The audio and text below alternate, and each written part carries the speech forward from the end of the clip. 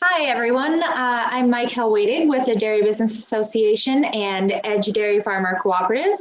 Thanks for everyone for joining us today for this educational webinar on Class 1 pricing reform. As you know, there are several proposals out there on Class 1 formula changes, and so we want to familiarize everyone with the options and kind of what's out there and the proposals. So thank you for joining us. I'll turn it over to my counterpart, Lucas, with Minnesota Milk. Yeah, hi everybody. I'm Lucas Sjostrom. Thank you, Michael, with Minnesota Milk Producers Association. I'm the executive director there. Also want to give a shout out. This is a joint educational effort with the names you see on the screen. So in addition to Dairy Business Association of Wisconsin, Edge Dairy Farmer Cooperative, and Minnesota Milk, not represented, but on the line and also in spirit with us, imagine a few more faces, the folks at Iowa State Dairy Association, Nebraska State Dairy Association, and South Dakota Dairy Producers. So we're working on this educational effort. We'll have more webinars throughout the summer. I think we have at least 2 more planned, and Dr. Bozic is working with us on content. So I won't go any further. We will definitely have questions at the end. You can see the question box, so you can pop your questions in there. We've both organizations have the pleasure working with Dr. Bozic on a contract relationship for a bunch of economic work, and all 6 organizations are working with him on these educational efforts. So thanks for joining us, and I will turn it over to Dr. Bozic. Thank you, Michael. Thank you, Lucas. Thank you all for attending. I see that we have about 50 people on the line today. Really appreciate everybody's time. We'll try to do the next hour to make it both entertaining and educational on Class 1 issues. Before I go into the content itself, I'm required by my employer, University of Minnesota, to present the conflict of interest disclosure. What this basically says that I'm all over the place and that might influence my thinking. So I try to keep these concerns separate, but you should be aware that I'm involved with the dairy revenue protection, livestock risk protection, various software development programs, and then also various consulting projects with both our hosts today, but also other associations and organizations around the country.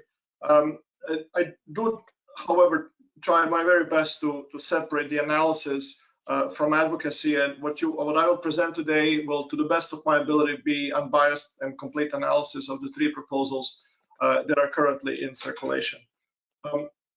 So what are the 3 proposals for Class 1 that we will analyze today? I will first list them, and then I will step back and provide a background. How did we get to this place in the first place? So the 3 proposals currently that we are aware of are, first, the higher off plan. FarmFirst was recently recorded in media stating that they will advocate for reversal of the current Class 1 pricing regime to what was in place prior to the May 2019. In other words, that the Class 1 milk, the fluid milk, be priced based on the higher off approach that we had in place for nearly 20 years. The National Milk Producers Federation proposal is the second proposal. I will describe it in full detail later, but a brief overview. The proposal tries to amend the reforms that were implemented in 2019 rather than discard them. It builds upon the changes that were already instituted a few years ago and just tries to fix the parts that, in their opinion, were proven to be inadequate in face of dramatic shocks that could not be envisioned back when the reform was put in place. And then the Class 3 Plus plan, promoted by our host today, and also South Dakota Dairy Producers and Nebraska State Dairy Association. The purpose of this plan is to go above and beyond this current crisis, but to try to modernize and streamline Class 1 pricing. Again, full disclosure, I do serve as advisor to both Edge, DBA, and Minnesota Milk in designing the proposals that they are advocating for. But at the end of the day, it is their proposal. Their names are behind it, and I'm just an economist, offering some thoughts to them. Okay, so let's see, how did we get to a situation where we are even talking about Class 1 proposals? It all starts back 10 years. For many, many decades, Class 1 sales per capita were declining, but roughly at a pace that was sufficiently or successfully offset by growth in US population size. So combine those two trends, and the total Class 1 sales were flat. Then about 10 years ago, people started changing the way they eat. Their daily habits changed. They eat less cereals. The breakfasts have changed. Overall, the lifestyle has started to change in the United States, and that did mean lower overall beverage milk sales. So the per capita drop was now more aggressive than the growth in population. So the overall result was the lower volume of Class 1 sales. Various industry organizations were looking at these trends for half a decade and thinking, what can we do to turn this around? And one of the efforts was to try to make milk as an ingredient more interesting to players that don't typically sell fluid milk. So try to make it interesting to Coca-Cola company, to various coffee companies, to McDonald's more than it was at that point, Starbucks, etc. And it was realized, or it was believed, that milk would be a more interesting commodity for these companies to use if they could more easily manage risk, manage their input risk. You don't typically go to Starbucks and expect that your latte prices changes once a month once the announced prices are out. You come to expect that the prices of those coffee drinks are fairly stable from month to month and over a longer period of time. So the desire to make pricing more predictable and more easily hedgeable so that we can win over new distribution channels was at least one of the stimulus, one of the impulses towards the negotiations between National Milk Producers Federation and IDFA back in 2017. It was recognized very early on, it wasn't really a surprise to anyone, that the system we had in place back then, the higher off system, was not very friendly to risk management if you're a processor buying milk and trying to use that milk in various products.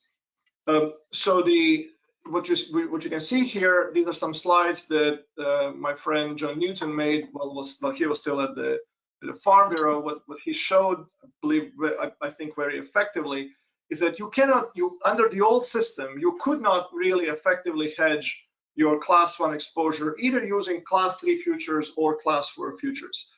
For example, you look at 3 months out. I believe somebody's microphone is still on from one of the hosts. Can everybody please make sure that you're muted, unless you have a PhD and are specializing in dairy economics? Just kidding. So it was quickly realized that you could not really use these futures to hedge effectively. Let's say that you look at futures prices 3 or 4 months out, and at the time when you want to hedge your fluid milk exposure, Class 3 was higher than Class 4. So what do? You go and buy Class 3 futures, hoping that if the Class 3 futures, if the Class 1 price ends up being higher than expected at the time when you were setting the budget, that you will have hedging gains on your Class 3 futures contract to offset those additional cash outlays. Well, it doesn't really work well because Class 4 price can surpass Class 3 and become the mover, and then you don't get hedging gains on the Class 3 contracts, and you do have to pay more to procure that fluid milk because it's driven by Class 4. So you cannot really hedge effectively. And that was there was a desire to reform the system to make hedging more effective without affecting the overall revenue stream between processors and producers. So the purpose of the 2019 reform was never to lower the cost to processors or to increase revenue to dairy producers, at least not per hundredweight of milk sold. The purpose was to increase desirability of fluid milk to new distribution channels so that we could win new markets and increase volume of Class 1 overall, Class 1 sales. you can see that under the average of approach that was ultimately adopted, the basis risk is much more tame than under the previous system, where you would have to use either class 3 or class 4 to hedge. So the system was the intentions going into this, I believe, are honest from everybody involved. They certainly, based on the data that they had at their disposal at the time when they were negotiating, they could not envision something like COVID striking the U.S. dairy sector and our economy. In the full 20-year span available to these negotiators back in 2017, the spread between 3 and 4 was never, not even close to what we have experienced in 2020. So based on the historical performance, it was determined that if we are to use the average of 3 and 4 rather than the higher of 3 and 4, it would be prudent to add a certain add-on constant, an adjuster, that would make those two approaches, the higher of and the average of plus a constant, equal over time. Not necessarily equal in every single month, but over a long period of time, one or the other should not give advantage to either processors or producers. And when they looked at prices from year 2000 through 2017, the average of the higher of prices was 966. The average of 3 and 4 prices was 892. You take a difference between those two numbers and you get to that magical 74 cents. So that's where the 74 cents came from. It wasn't an arbitrary number. It was based on historical data over a very long period of time, and therefore justifiably treated as a reasonable proxy for what the future would hold at the time when the negotiations were made. The deal was struck that rather than going through a hearing, this reform should be implemented through a legislative change, and some would consider this to be the original sin of this reform, that we did not go through a thorough investigation, challenges, all the sausage making process that we call the hearing. Rather, it was a slick, quick blitzkrieg through the Farm Bill language.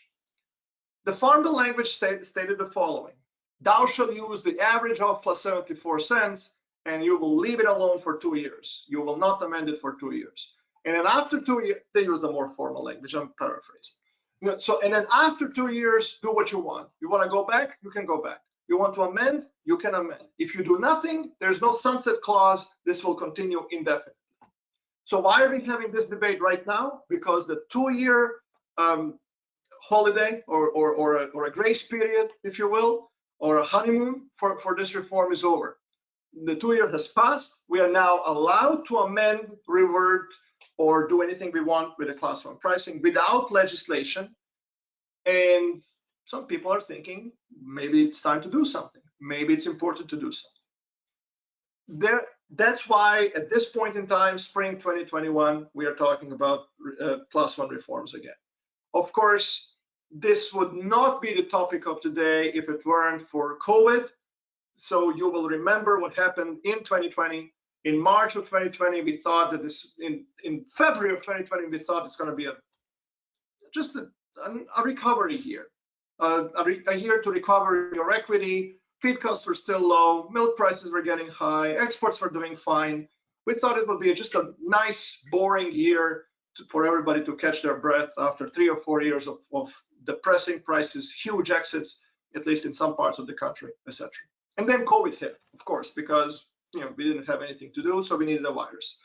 So by March and April 2020, both class 3 and 4 prices collapsed. This was a major panic. The co-ops introduced the base over base pricing all over the place. Over 60% of milk in the country was under some sort of restricted growth model or those marginal incentives model, pricing model. Our exporters looked at domestic prices for cheese, which were in the basement. They looked at international prices for the same products. We were very competitive versus the rest of the world at that point. Unfortunately, we were competitive because prices were very low. So our overseas partners rushed in, booked a lot of product for the next 3 months. And then after those 2 measures were already put in place, USDA comes in, with a Farmers to Families food box program on a very short delivery notice, requesting mountains of cheese. And what happens is in a short span of 3-4 weeks, we go from a record low cheese price of CME to record high cheese prices of CME, because it was a perfect storm of strong export commitments, restricted domestic growth because of local supply management programs, and then US government requesting strong purchases of cheese for distribution to needy, redistribution to hungry Americans, and also to support dairy sector. Combine these three effects, and you have an unprecedented record high spread between class 3 and class 4 prices. And what that does under the higher off system, it wouldn't be a problem for producers, at least. It wouldn't be a problem because the class 1 price would follow whichever component was, whichever class was higher. Class 3 goes up, class 1 goes up, and everything is fine.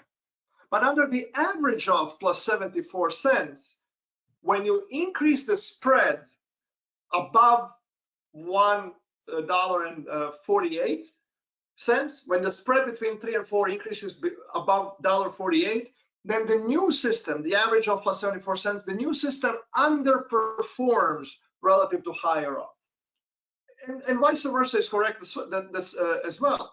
When the class 3 and 4 are pretty much at balance, as is likely going to be the case later this year, when they're in balance, then the average plus 74 cents actually works better than the higher off, because you add 74 cents to something that's equal. But when the spread is very large, that doesn't work. When the spread is very large, then the higher off brings more money to the federal orders and therefore to dairy producers' checks. So these extreme spreads, driven again by a perfect storm of supply management programs introduced by processors, export commitments, and USDA pandemic intervention programs, they resulted in class 1 price that was at some point over $5 lower than it would have been under the old system. Lower than it would have been under the old system. So it's very important to be explicit about the counterfactual, because in this case, the counterfactual is we have a COVID, we have government intervention, but we still have a higher off. There are other counterfactuals that you can also choose. The other counterfactual would be we have COVID, government does nothing. Well, if we have COVID and government does nothing, perhaps the average plus 74 cents actually works better than the higher off, because both 3 and 4 are in the basement and would eventually get close to each other if there was no government intervention. But for in arguing that we need a reform, the National Milk and their members who support their proposal take as the relevant counterfactual the situation in which nothing else is different, and the only thing that's different is the higher off versus average off. They compare these two pricing models and say, well, look, class 1 price had an unprecedented underperformance in 2020. That's the issue that needs to be addressed. So and then the Farm Bureau adds to this, saying there's millions of dollars not going to the federal orders. The dairy farmers are suffering because of these changes. Another way this gets manifested, this large spread between 3 and 4 are large and, unprecedented negative producer price differentials. We talked about it about a month ago. You can revisit that webinar. It was recorded, but we will not talk about. We will not focus on PPDs per se today. So what is important to understand, however, is that the average of plus 74 cents could increase or decrease PPD. It could go either way. But this is for central order, for order 32. In order 32, if the class 3 and 4 are exactly the same, then the average of plus 74 cents would actually boost PPD versus the higher of by about 20 cents per hundredweight.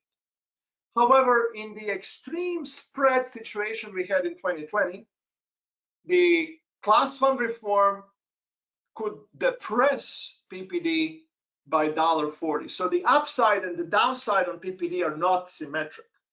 If prices are within that range, negative to positive $1.48, 3 to 4, if the spread between 3 and 4 is between negative and positive $1.48, then the new system, the average of plus 74 cents, actually works better. It increases PPD. But if the prices are further apart, then the new system depresses PPD. So class 1 reforms did contribute to negative PPD in 2020, but as we have seen in the previous webinar, and I will remind everybody on this webinar, most of the effect, most of the causes of negative PPDs in 2020 were not class 1 reforms. Class 1 reforms contributed about 14% to the PPD situation. Over half of that, over half of the depression, PPD depression versus the baseline is due to the extraordinary spread between 3 and 4. And we don't have time to go today into mechanics of that, well, at least unless somebody asks in the Q&A section. So this all brings us, so to summarize, we wanted to allow new distributors of class 1 to be more interested in milk, or we wanted to encourage them to be more interested in milk. And the idea to do that was to make it easier to hedge milk. That's why we had the reform. Then we had COVID. Under COVID, the new pricing system underperformed versus the old pricing system. And now we are in 2021, the 2-year has passed, and now we are seeing proposals how to fix this. So there are 3 proposals. The first, I don't even have a slide on. It basically just says, go back to what we had before. You don't really need that in writing. But the other 2 proposals, we do need to be explicit about the assumptions we are going to use as we model the impact of these proposals on milk prices and milk checks. So under the national milk proposal, this is, to the best of my understanding, based on their press releases and other publicly distributed materials, what their proposal is going to contain. The language, I'm first going to read it as written, and then we'll paraphrase in a way that's maybe easier to understand. USDA would recalculate the class 1 mover. Class 1 mover is that constant, the 74 cents. It will recalculate the class 1 mover every 2 years using the average of the monthly differences between the higher of and the average of advanced class 3 and 4 skim milk pricing factors during the prior 24 months of May through April. The mover will never be lower than 74 cents. Okay, let's put this in different words. First, right now we have 74 cents. No matter what happens, it's always 74 cents.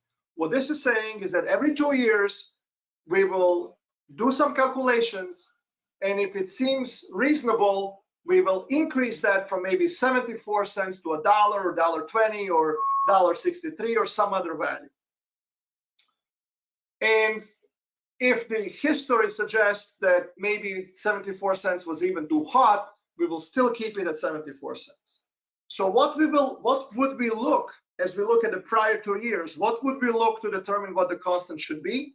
We will just figure out what would be the constant of the prior 24 months that would equalize the higher of and the average of plus that constant revenue to their producers, assuming no impact on sales, assuming no impact on sales one, on class 1 sales one.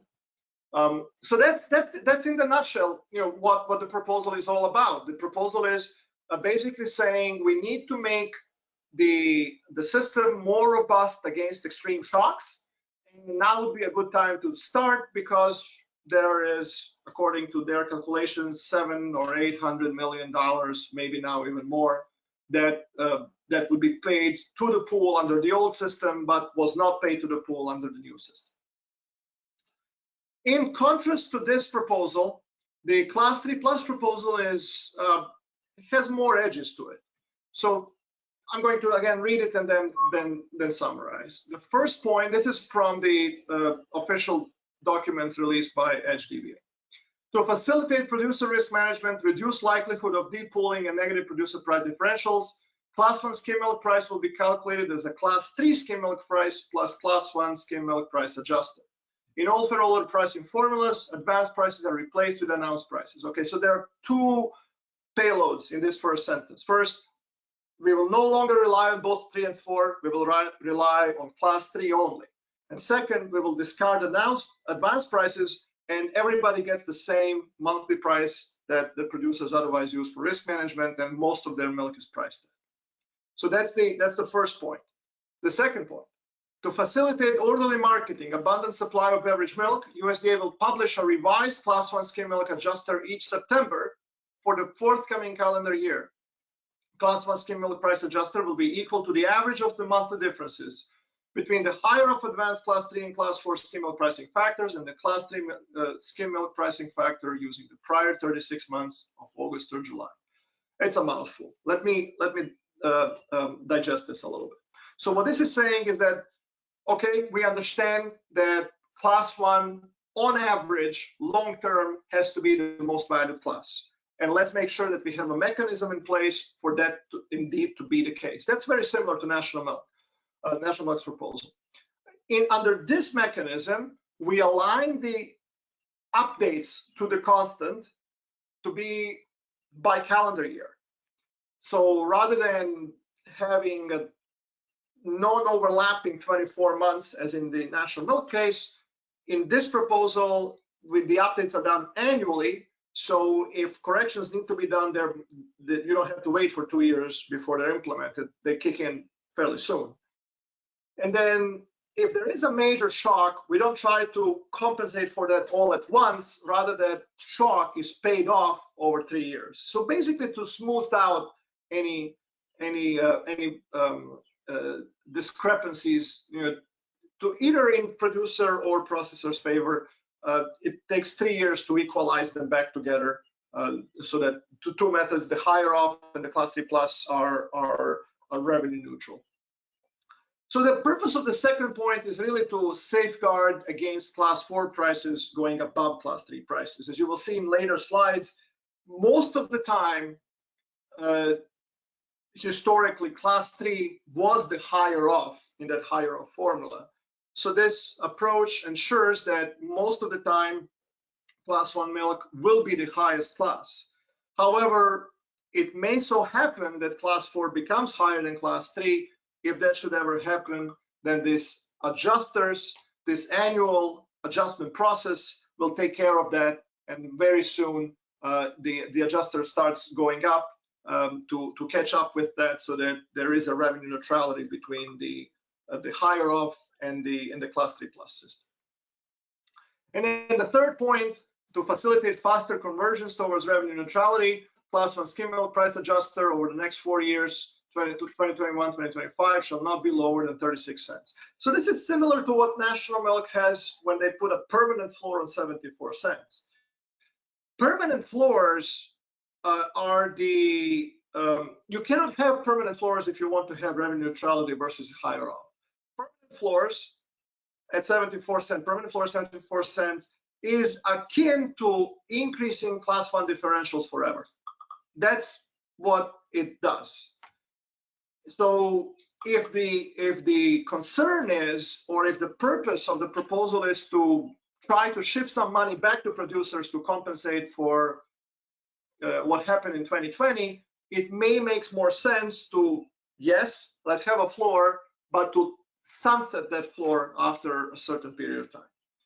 So the sunset on the adjuster is what makes the Class 3 plus proposal revenue neutral versus the higher off, long-term revenue neutral. But it still has a mechanism for more gentler clawback, clawing back the revenue lost in 2020.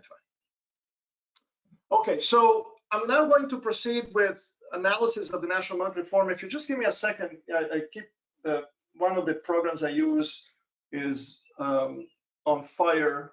Apparently 10 people are trying to contact me, so I need to mute myself there. I apologize for not doing that before the webinar. Okay, so the next few slides, the rest of this presentation may seem critical to some of these proposals and more favorable to others.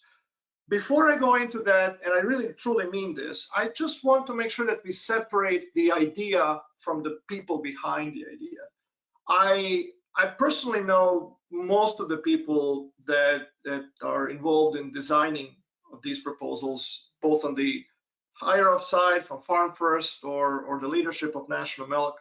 And I sincerely do believe that they have the dairy producers' interest in mind, that this is a genuine effort to present a reform that, in their opinion, is the best suited to address the problem.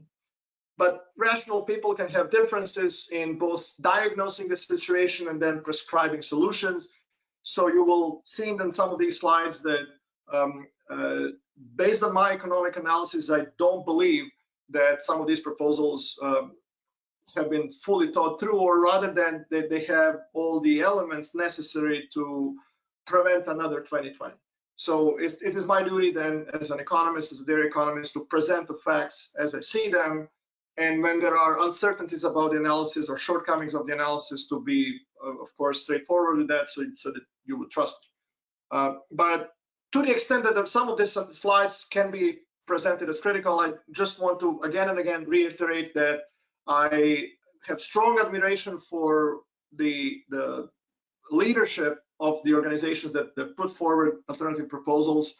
All three of these proposals, most of them work on so many more issues that I could ever cover in my research. I know barely anything about climate change or immigration or carbon neutrality or so many other issues that they have to address. And I focus on very narrow set of issues in dairy, the pricing, risk management, things like that. So, and also, I don't want anything that I say to be interpreted as a regional perspective on things. I try to incorporate, I try to put myself in shoes of producers in Georgia, New York, California, as well as Minnesota or Wisconsin or South Dakota, Nebraska, as I look at this issue to make sure that I don't miss something from some angle. Anyway, so with that aside, what is the problem that National Milk proposal is trying to solve? Well, the simple answer is, to the best that I can read it, is that the core value proposition here is the clawback of the revenue not earned during the pandemic because of the 2018 reform. In general, the idea that rather than having a fixed constant forever, there will be a mechanism for gradually updating that mover or adjuster. I think that's a solid idea.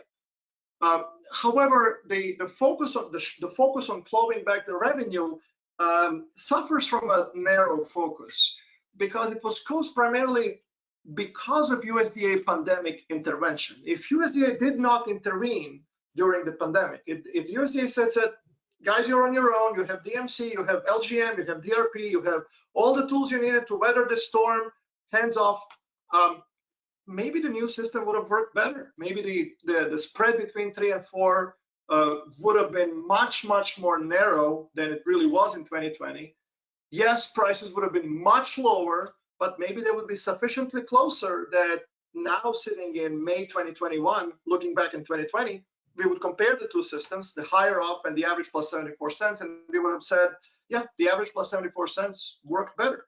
We still lost 15% of dairies to the pandemic, but the new system is working better. So which world would you rather live in?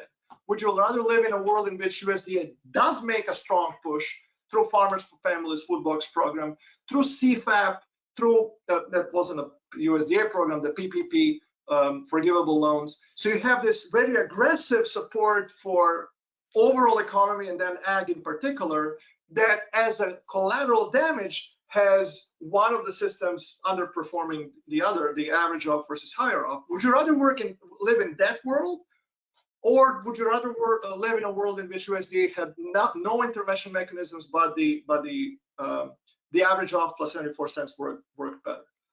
So I think that I think there's a legitimate debate to be had about what is a proper counterfactual here.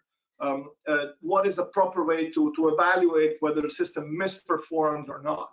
Certainly, in May of last year, if the entire dairy industry was saying, please don't put forward the Farmers to Families Food Box program, we would really like this class 1 pricing to work better. Sure, I think Secretary Perdue would say, okay, guys, if that's what you want, we'll stay hands off. That wasn't the case. So now Monday morning quarterbacking, it does suffer from narrow framing, in my opinion. Okay, so the second problem is it revenue neutral? The way it's written right now violates the revenue neutrality because it is never allowed to go below 74 cents. It is the mover is allowed to go above 74 cents. In fact, if it were to be implemented today, the mover would increase by 89 cents. It would go up from 74 to $1.63. Quite a bit change, but it would never, from now until the sun burns out, it would never be allowed to go below 74 cents. And that's equivalent to increasing class 1 differential. So is the proposal revenue neutral? No, it's not. Can it be revenue neutral fairly easily? Sure, just put a sunset on the floor and you make it revenue neutral. So it's not like you cannot manage that, but just the way it's written right now, it's not revenue neutral. Okay, going forward, what would be the impact of national milk proposal on class 1 buyers and milk consumers?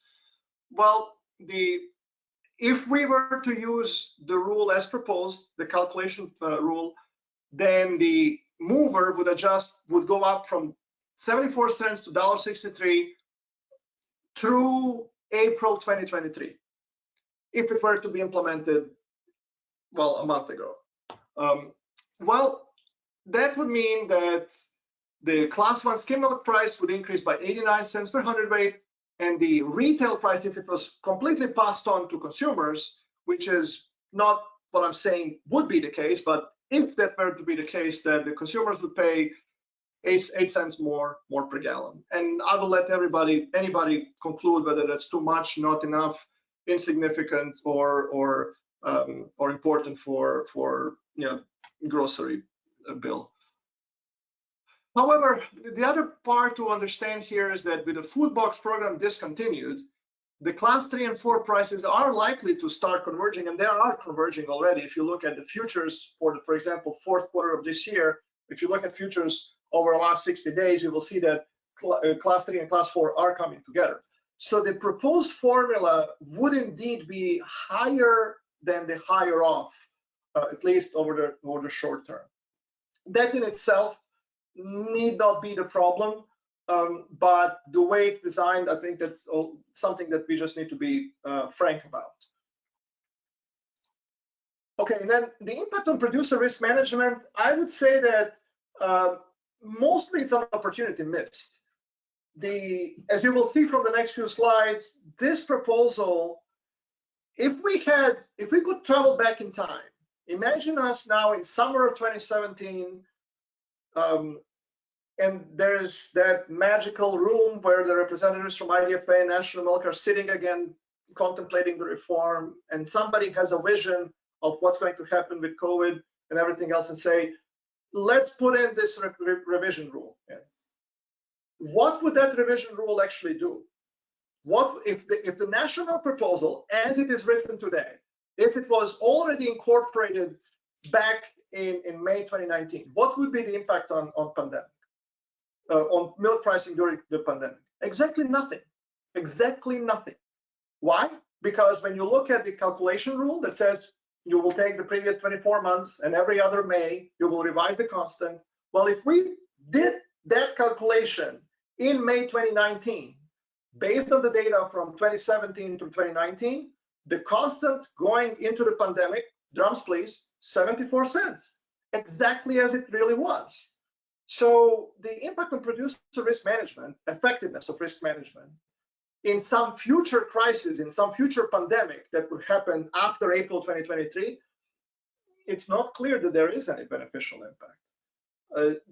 That's why I'm driven to conclude that this really is a proposal very, very focused on the short-term clawback performance, rather than long-term making the system more robust to safeguard against some future pandemic like we have, or other major shock where the spread between 3 and 4 rises well above historical average. So I'll have a slide on PPDs to quantify this. The other opportunity missed, I would say, is that if we are going to make the class 1 pricing more friendly to risk management, then why do we still need advanced prices? The advanced prices can cause negative ppds, it can induce depooling, it can create various cash flow transfers from manufacturing classes to the fluid class in the attempt to equalize milk prices in an area in a way that isn't really necessary anymore. 20 years ago, when we did not have functioning futures markets, when we went with a higher off, it made perfect sense to announce the prices before the month would start, because you cannot really hedge it.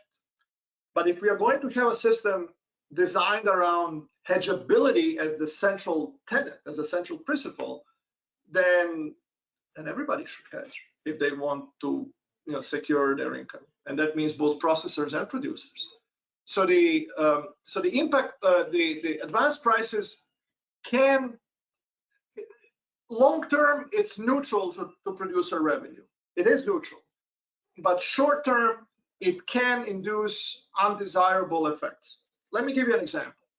Let's say that somebody protected their income for the second quarter of 2020 using either LGM dairy or dairy revenue protection.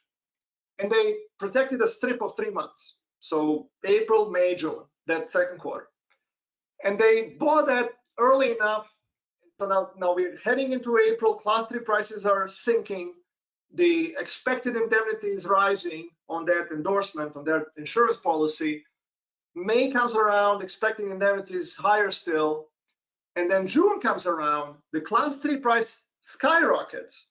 The insurance policy suddenly is blown out of the water. You will not get any indemnity on that insurance policy, on that endorsement. However, you don't see that extra revenue in your milk check because of negative PPD. Why? Because we set the class 1 prices back in May when they were so much lower than what they would have been if they were set based on June prices. So that's the issue that irritates dairy producers that I've spoken with. I know it's not a technical term or scientific term, but it's perhaps more mantric, if you will. It's annoying. It doesn't seem relevant anymore. And if we are to live in a world in which we are basing class 1 pricing on something that's hedgeable for processors, it should also be at least equally hedgeable to producers. So that's why I think that the keeping advanced prices in a reform that focuses on class 1 prices, I think it's an opportunity missed. But I do want to be frank, that here is maybe where I veer off from analysis more into advocacy, or at least editorializing, I should say. So what would make base class 1 price higher than manufacturing class prices? So what I have here on this busy chart are class 1 price, base class 1 price, that's the blue, thick blue line, and then 2 manufacturing classes. Yellow is the cheese, the class 3, and then gray is powders, that's class 4 price. So what I'm showing you here is that even under the old system, prior to 2019, the class 1 was not ensured to be the highest class. The system was designed to make it the highest class, but it wasn't always working that way. They would need to rely on class 1 spatial differentials to bump it up sufficiently higher than both class 3 and 4. Very frequently it would happen when you have a little bit of rally, either 3 or 4, that the class 1 would not be the highest class. And that's really not the problem that was solved when we switched to the average of plus 74 cents, because we still used advanced prices. The only system that does address this, that ensures that the class 1 is always higher than at least one manufacturing class, is to tie it explicitly to either class 3 or class 4. And since historically class 3 is the highest class most of the time, by abolishing advanced prices and tying class 1 scheme to class 3 scheme plus some adjuster, you can see that the number of periods that are marked red, which means that there is some sort of inversion, the number of periods dramatically declines relative to either the current system or the previously existing system prior to 2019. When we look at the spread between 3 and 4 advanced skim milk pricing factors, green in this chart means that class 3 is ahead of class 4. Red means that class 4 is ahead of class 3. About 60% of the time, a little over 60%, almost 2/3 of the time, class 3 is ahead of class 4. Class 3 is typically the higher class to begin with, even if you had no adjuster.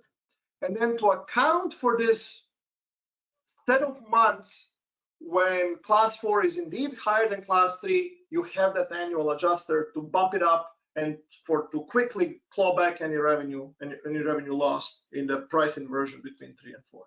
But even during the price inversion, even when class 4 is higher than class 3, class 1 is always, by definition, under the class 3 plus model, is always higher than at least one manufacturing class, which is going to be a critical argument when we start evaluating one of the 3 criteria for addressing what's called disorderly marketing, a phrase used by USDA to evaluate proposals for federal reform. The impact on PPDs. So what I have here are 4 different pricing alternatives. These are model-based PPD estimates for average for June 2020 to March 2020-21 before depooling. Okay, depooling, you can think of depooling as a megaphone that augments anything that was negative to be even more negative. So these are the numbers before depooling. So if everybody pooled, what is the best guess what PPD would have been? So the first thing I want to point out is that even if we had the higher off system, even if we did not have the reform, across all of the orders that I've analyzed, the MCP orders, the PPD in 2020, from June 2020 to March 2021, would have been negative. It would have been negative. Why? Because of the wide spread between 3 and 4. So it's not like the class 1, you snap a finger and you solve the negative PPD problem. It can contribute to a solution. It cannot fully solve the problem in a year like 2020. The current system, average plus 74 cents, did indeed make the things worse. So we went from an average of $1.59 to negative $2.15 before depooling. And if we were to implement a variation of the national milk proposal in which there is no floor on 74 cents, but a straight 2-year adjustments up and down. So in other words, if we were to take national milk proposal, but truly force it to be revenue neutral, then in a pandemic year, it would actually do worse than the current regime. Because the adjuster, instead of being 74 cents heading into a pandemic, would have been lower than 74 cents. So then you really have a choice. Either you put a floor on 74 cents and say, well, it would do nothing relative to the current regime in a year like 2020, or you really make it revenue neutral versus higher off, and then you perform even worse in a year like 2020. The announced class 3 skim plus an adjuster, so the class 3 plus proposal as espoused by Edge, Minnesota Milk and others, still has negative PPDs in a year like 2020, but notice that this number is actually better, less negative, even than the higher off. So how can that be? How can anything be better than higher off? Well, that's because we use the class 3, the proposal uses class 3, just like the higher off does, but it adds a constant on top of that to claw back some of the revenue that would have been lost in 2019 when class 4 was higher than class 3. So it does actually have less negative PPD, not by much, but it still has less negative PPD even than the higher off system. So that's the impact on PPDs from these alternative proposals in 2020. The next question that anybody should ask is, how would these proposals work in an inverted year when class 4 is higher than class 3? And again, repeating the same analysis, when class 4 is ahead of class 3, the PPD is positive. That doesn't mean that everybody pools. Typically, class 4 will choose to depool, at least in some orders, but at least let's take a look at PPDs. The higher off would result in a PPD of $1.33 positive. the current regime would indeed increase the PPD. Why? Because 3 and 4 were closer together than $1.48. So when you take an average of that, add 74 cents to it, you end up with a little bit higher price. So the current regime would have outperformed higher off by about 6 cents on average across these 6 orders. The national milk proposal, again, without the floor, is somewhere in between the higher off and the current regime. And the class 3 skim does perform least favorably to dairy producers in this environment, but notice the magnitude. We're talking about shaving off 3 cents of PPD versus the higher up. And why? Because there is an adjustment, annual adjustment mechanism on that constant that's added. So because in 2012 already class 4 was getting higher than class 3, the constant is already trying to catch up. So it is not allowing the system to get completely out of whack for a long period of time. So with these, and then the other point here to outline is that when you look at the number of months with predicted, and I want to underline predicted, not actual, but predicted negative PPDs over the last decade, it goes down under the class 3 plus system. The higher of across all of these orders has an average of 28 months with negative PPDs across these 11 years. Some much more than others, it depends on their composition of milk. The current regime does not change that considerably from 28 to 29 average. In some orders, it does increase it, a little bit. Midwest goes for 3 months more. The national proposal, again, without the floor, so keeping it revenue neutral, does little relative to current regime. And the class 3 skim, the class 3 plus, does reduce the frequency of negative PPDs. It does not fully eliminate negative PPDs. You cannot do that. As long as you have to pay for components based on protein and some of your milk goes to powder and the powder is lower than cheese, you will have the problem with PPDs if that spread gets too wide. No class 1 proposal can address that. But you can see here that the incidence of negative PPDs that would happen is lower. Why? Because you eliminate advanced prices and you tie class 1 to the class that is more likely to be explosive. Think about class 3 versus class 4. Class 3 is a commercial class. It takes $500 million to build a modern large cheese plant. We've seen the Glanbia DFA joint venture in Michigan was about $500,000. Hilmar now announced a new plant in Dodge City, about the same bill. Do you really think somebody's going to put in $500 million and then let that plant be a balancing plant? To let the capacity be underutilized?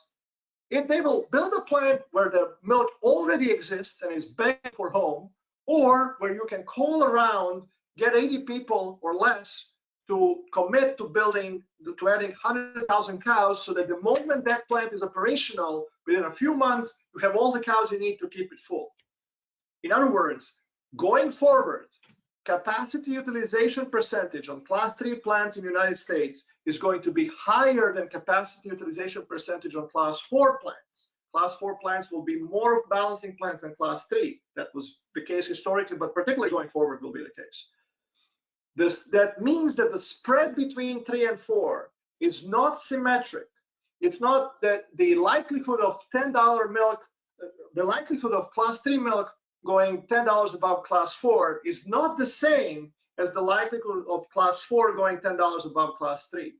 The class 4 running away from class 3 by a large amount is a lower probability event than class 3 running away from class 4. Why? Because there is no, going forward, the class 3 plants are not going to be designed to have spare capacity. So when there's a positive demand shock, they are hitting against the wall. You can only run a plant 7 days a week, probably 22 hours a day, and then you have cleaning in place for a few hours to just make sure that that everything is clean. So if you are physically unable to produce more cheese, price can go sky high very quickly when you have inelastic demand. When you have government intervention demand, they say we want so many millions of pounds of cheese, and you name the price. Okay, I'll name the price. It's going to be $3 per pound. So the spread between 3 and 4 is skewed in favor of 3. 3 is much more likely to run away from 4 than the other way around. So if you're going to tie class 1 price to something and maximize your chances that it is going to be the highest valued class, it makes more sense to tie it to 3 than to 4, because 3 is more likely to skyrocket than 4. So notice that this is not an argument based on forecast over the next 24 months. It's an argument based on economics of dairy plants. So this all brings us to how USDA is going to evaluate various proposals currently in circulation. According to the Code of Federal Regulations, there are 6 questions that any proposal has to answer regarding federal orders. When anybody wants to reform federal orders, they are asked the same 6 questions. First, what are you talking about? Explain your proposal. And then that magical phrase, what is the disorderly marketing condition that the proposal is intended to address?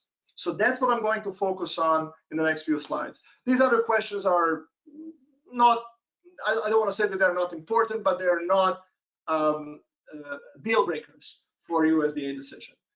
If you have a good case to make on A, the rest can be worked out. Let's put it that way. So what is the disorderly marketing? You know, even when you talk with dairy economists, they would cop out. They would say something like, I cannot define it, but I know it when I see it. That's not good enough. You know, we can define it. In fact, we can use previous USDA rulings to infer what folks in DC would think, what they would refer to as disorderly marketing. The first condition of disorderly marketing, or first sufficient condition, I would say, is that the federal order system fails to provide for adequate supply of fluid milk at regulated minimum class 1 prices. In other words, the system should be designed in such a way that the bottler can get the milk they need, and they only have to pay the class 1 price at location. If they have to pay an overorder premium that skyrockets in some sort of inverted situation like it did, I believe, in 2004, that's disorderly marketing. So USDA will look at, were there any conditions in 2020 that were making milk unavailable for fluid milk processing? And just the fact that the class 3 was higher than class 1 does not suffice to demonstrate that. Other than the first few weeks when the old supply chains were in complete disarray last March, shelves were full of milk. And those that froze it back in March were probably feeling silly about it. But we did not have shortage of fluid milk in the United States in 2020. There are no disorderly conditions as far as availability of fluid milk. Second, depulling. The purpose of Agricultural Marketing Act of 1937 was to push the sector towards a situation where all dairy producers in a certain geographic area are paid the same price of milk, only corrected for the quality of their milk, so some butterfat test, protein test, somatic cell count, and location of their plant of first receipt of milk. In previous decisions, in particular in 2004, USDA ruled that depulling undermines the intent of federal order program, and therefore, when they observe large depulling, that can be taken as a signal that there is, or that can be taken as manifestation of disorderly marketing conditions. From that perspective, 2020 did have disorderly marketing conditions. And then the question becomes, which proposal addresses that? As we have seen previously, the depulling happens because class 3 processors don't want to incur negative PPDs. So they remove themselves from the pool and then either pass 0 PPDs to producers, or if they had some other marketing costs because of the pandemic, they may put forward some negative PPD to their patrons. But in general, when you look at the various proposals and their impacts on PPDs, and you look at these numbers and ask, okay, well, which one of these proposals would curb depulling in a year like 2020? it does not seem to be the case that that National Milk's proposal would contribute to lower depulling. There may be other mechanisms that can be used to that, but the proposal as it's currently written or communicated to media, unfortunately, does not address that. One could even argue that the higher off and the class 3 plus are maybe better, but would still suffer from depulling. But that's just the fact of life. Whenever you have a large spread between 3 and 4, you will not be able to keep class 3 handlers in the pool. At least not in orders where class 1 is a minor part of the orders.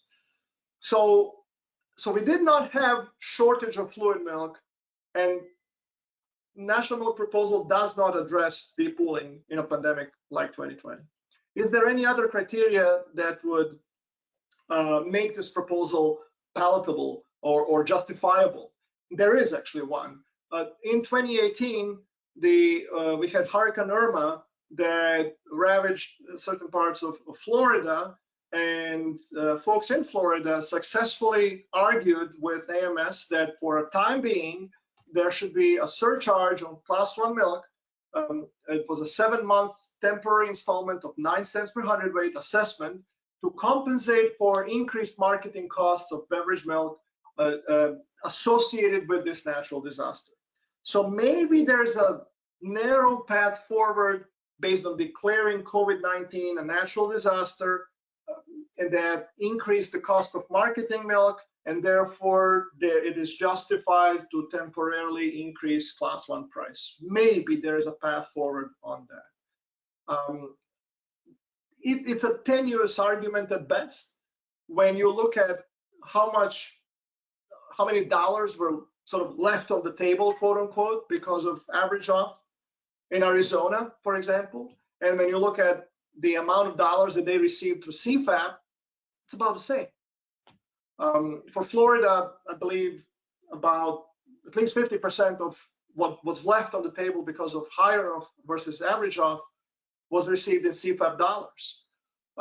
So to argue that there are marketing costs that have not yet been compensated for, when the pandemic, USDA pandemic response included not just Farmers to Families Food Box, but also the CFAP program, the argument can be made, but it's not a slam dunk argument.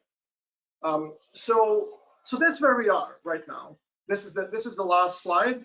I want to leave you with this picture here. There are 3 proposals. Again, I do want to reiterate, I have nothing but admiration for designers of all of these proposals and people that are carrying the flag for these proposals going forward. I do believe that they have the best interest of their members and in mind as they advocate for solutions, either through legislative or other means. But if we are to evaluate these proposals based on criteria previously established by AMS in previous hearings, we find that they don't meet the bar. There was no disorderly marketing in 2020 as far as the availability of milk, fluid milk. The proposals in a crisis as extreme as 2020 would not do much to reduce the pooling. Some would, National Milk would not do anything. Higher off would do a little bit, and class 3 plus would do a little bit more. But it was such an extreme situation that it's questionable how much any of them would really turn it around because of that huge 3-4 spread. So you could say that in a future pandemic, maybe we will be smarter and we will design pandemic response from USDA differently. And that's a fair point. Maybe more butter purchases, a little bit less cheese purchases to balance out the classes. But if we are to use the narrow framework, then that's what we need to use consistently. So class 1 was not in short supply. Doesn't help depulling, and natural disaster elements are already addressed through CFAP to a large degree. So there is now some request to maybe get more dollars out of CFAP to address this problem. I would say if it's a one-off problem, a one-off solution may seem more appropriate than permanent structural change in milk pricing to address just a one-off solution. It does nothing to make the system more robust for some future one-off problems of the similar kind. So I hope I've done justice to all three proposals, whether I find them sufficient or insufficient to address the problem. I hope that I presented them fairly, both the positive and the negative sides, and would certainly be open to any criticism or questions that anybody has or would like to engage on. So I'm going to turn Mike back to Lucas and Michael, our hosts today, and then I think they will moderate the Q&A session. Yeah, please send in any questions. We're not going to turn on video. When we had all three of us, we think we kicked some people off of audio based on feedback. So hopefully you are hearing me, but please send in questions. So as a reminder, and Dr. Bozic, thank you for kind of outlining this. We've got two different things here. We've got a proposal, which includes 5 of the members of this presentation, and then we have this educational seminar, which includes 6. And so Dr. Bozic, I think, did a fine job today separating the two and kind of explaining from his, quote unquote, factual analysis, trying to be even keeled in this. So just wanted to be clear that Iowa State Dairy Association does not support the Class 3+ formally. I just didn't want that confused. However, this is an educational seminar. I guess I'll ask the first question, Marin. I'm not seeing any come in. And I guess the process, as you know, or as I believe, there is no formal hearing request at this point. You mentioned May. We're now 21 days into it. We could start these. Is there a time limit on the other end if it takes until September? Is that a problem, or is it open season and hearings can be called for anytime now? Well, here's an aspect of that we did not discuss before, Lucas, is that National Milk proposal is designed to be short term, to lift the Class 1 mover from 74 cents to $1.63 from May 2021 to April 2023, and then at that point it resets again. So it's designed to have a maximum clawback boost over a short period of time. I think that's the primary design principle there. So any month that we are late, the clawback is lower, because in April 2023 the clock resets again. It's the Groundhog Day, right? So any day that the National Milk waits to submit this proposal, they're shortening that window over which their proposal would be most effective in clawing back the revenue. So let's say that they do submit. Let's say that they have submitted it while we were doing this webinar over the last 1 hour. The entire process, even if it is an expedited hearing, the entire process before the new rules are in place would still be almost a year long, 9 to 12 months long. So let's say that it's implemented February of next year, then the clawback period is only half of it's shortened in half versus what is being advocated as the biggest benefit of the $1.63, because you would get $1.63 for only 12 months of basically spring 2022 through spring 2023. So that's the danger of trying to push short-term solutions through lengthy processes. By the time you're done with the lengthy process, you're on, like, you have 3 other problems that have emerged in the meantime, and focus should have been somewhere else.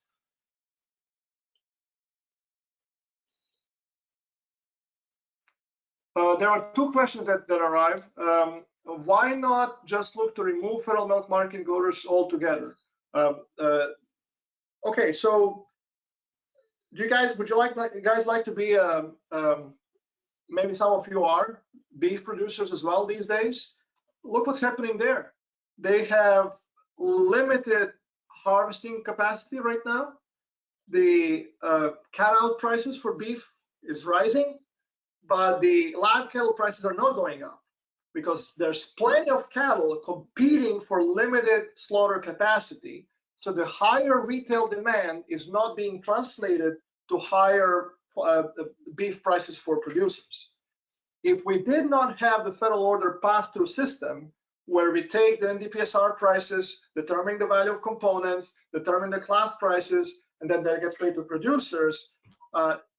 Anytime we have a limited capacity that lifts class 3 prices $10 higher, but basically there will be no impact on producers' milk if we didn't have producers who also own manufacturing capacity or through their negotiating entities have negotiated different contracts with processors. So I would say let's not throw baby out with the bathwater. Certainly there are issues here to be addressed, but you know, if any one of you would look at your keyboard that you have in front of you and you look at the order of keys, it will say Q, then W, E, R, T, Y, etc.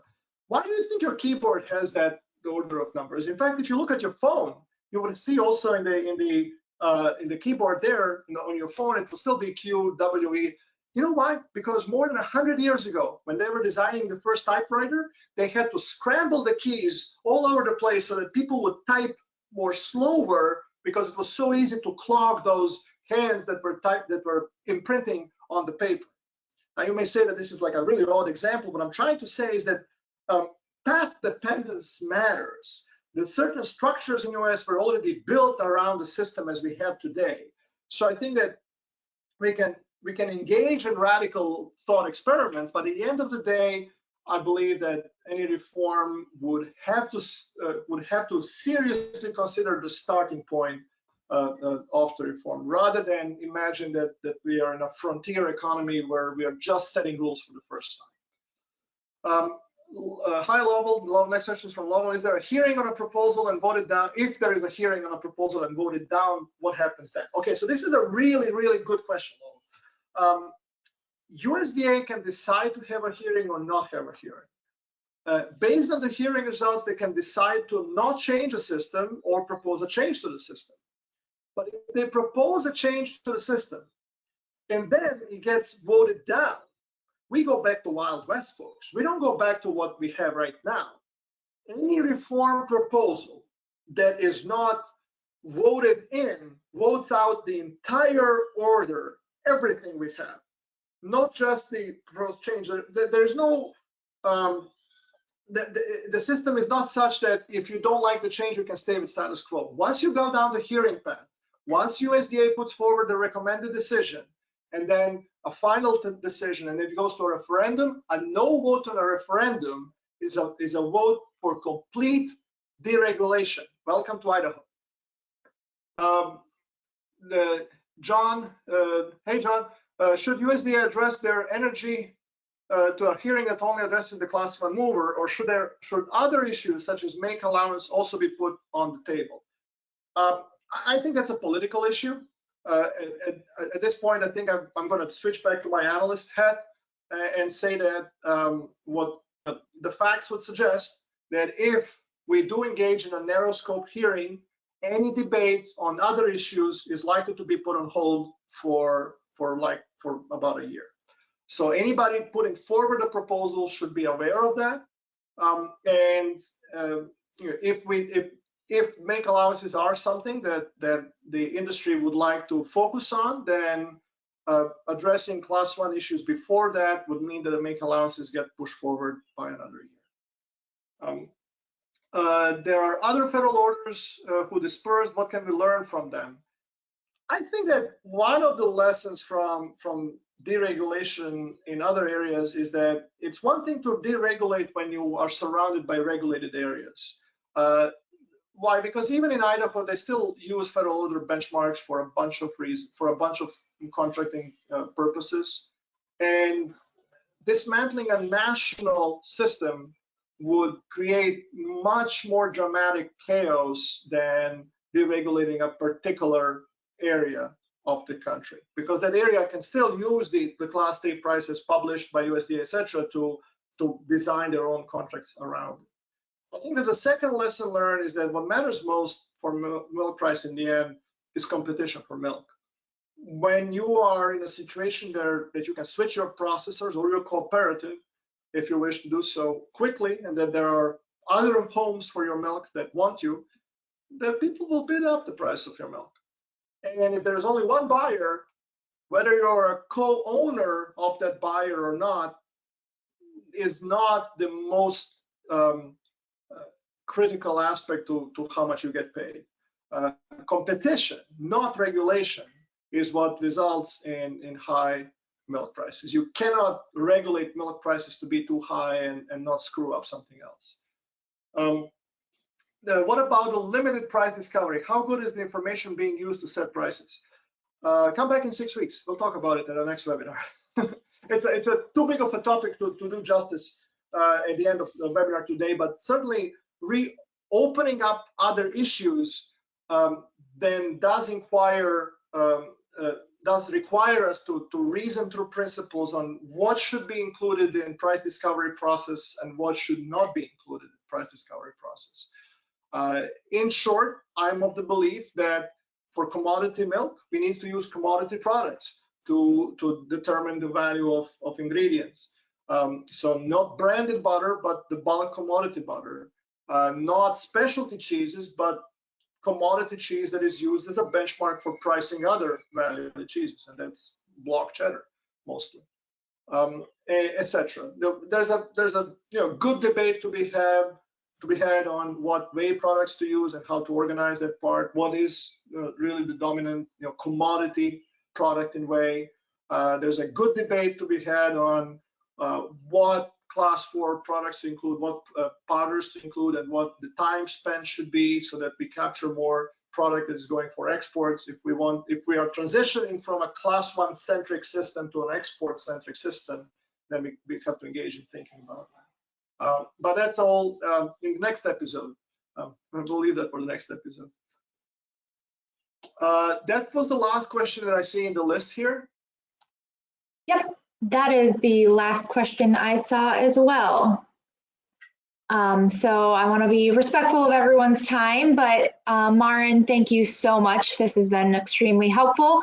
And like he said, watch for the announcement of our next webinar on the Class 1 pricing system, and we look forward to seeing you there. Thank you everyone for joining us today, and have a great weekend. Thank you all.